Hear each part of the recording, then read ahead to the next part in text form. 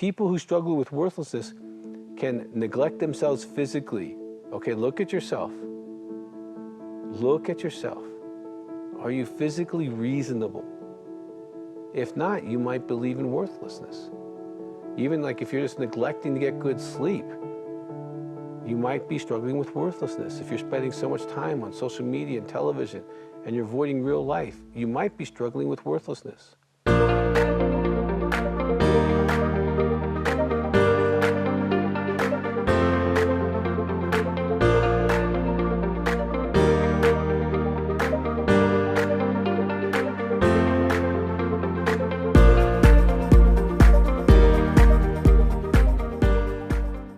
Worthlessness comes into a person's life usually early on and disguises itself as a friend. Worthlessness can serve many purposes as a friend in someone's life. Worthlessness can comfort you when you have some kind of shortcoming or something that's not positive happen in your life. After all, you feel you are worthless, so good things don't happen to you.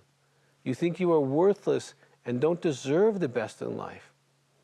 The worthless feeling can be used as an excuse not to try things in your life that would give you confidence and grow your gifts, spiritual and other gifts God's given you.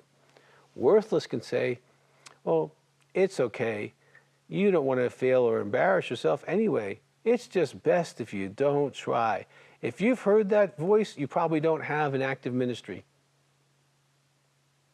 If you heard that you can't, you're probably sitting in a pew and just listening, not engaged, not witnessing, not manifesting spiritual gifts.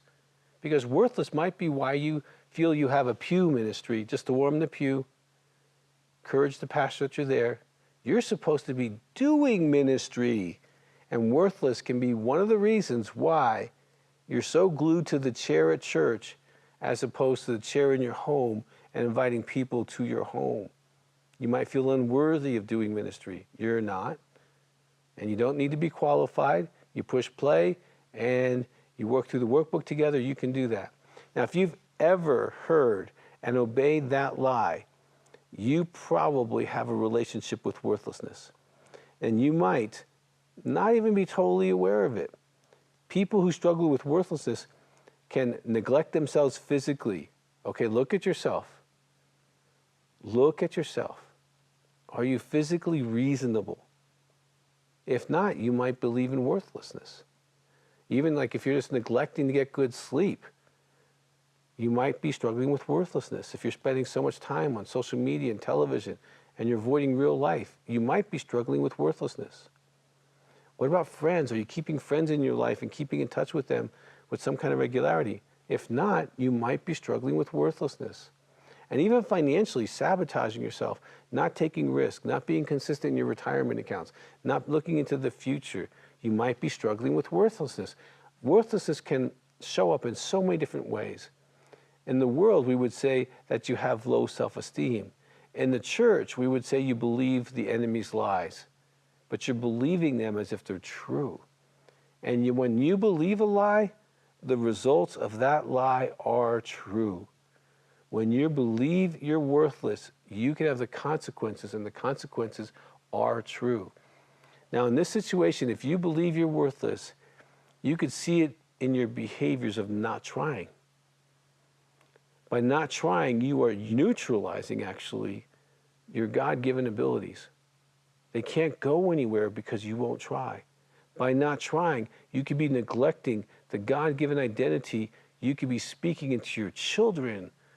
Because if you don't think you're worth it, you might not be speaking life into your children that they're capable and able and strong and that they can be confident. Not arrogant, but confident that they have gifts that God put them in time for. By not trying, you can not connect in church. You're depriving yourself and others of Christian friendship. You may have even been told that what you're going to accomplish, but you're scared to believe it or even try to make it happen. I know so many people that don't finish their PhDs or don't finish their degrees or don't finish whatever program they started.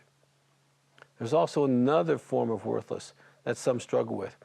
And they may come from a broken home, their dad wasn't there or didn't speak life into them, and experienced neglect or abuse or other traumas. But you would never in a million years believe it because of how they function, or should I say, over-function in their roles as a parent, as a spouse, in the community, in church. They show up as, superstars. This person seems to have a perfect life. They're physically fit, intelligent, educated, successful in their line of work, and oftentimes respected in the field, the community, or even the world for what they've accomplished. And even in the church, they might have roles in the church. They're often leaders, but they don't feel they're enough when they go home. This person might push away their spouse's love, or have a secret addiction or relationship to medicate this feeling of worthlessness. They might seem to have it all together on the outside, but if they're honest, they don't feel worthy, not even worthy of the things they actually accomplished. They present like they have it all together, but they struggle with having authentic friends and being honest with their flaws. Some people have tried repeatedly to stop the worthless patterns in their life and failed. Some even feel addicted to these thoughts that run in their head day after day, hour after hour. These are the thoughts they don't tell anyone, but they are the thoughts that they regularly battle, hoping one day the mantra in their mind that they are not good enough will stop.